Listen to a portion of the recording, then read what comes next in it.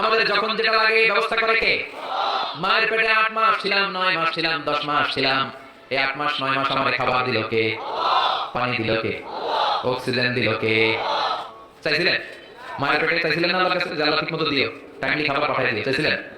চাওয়ার আগে যা যা লাগে কে দেয়? তাকে বলে রব। আমার মায়ের পেট থেকে দুনিয়ায় আসলেন, আমার মায়ের জয়ের সাথে আমার নারের একটা কানেকশন, একটা লাইন, ওই লাইন দিয়ে আল্লাহ 9 মাস যাবত আমাদের পানি দিলেন, খাবার দিলেন, অক্সিজেন দিলেন।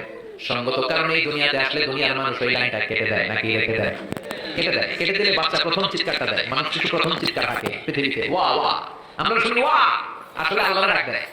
আল্লাহ ডেকে বলে, মাবুদ, খাবারের, অক্সিজেনের আর পানির একটা মাত্র লাইন ছিল, চিল্লায় বলেন কয়টা?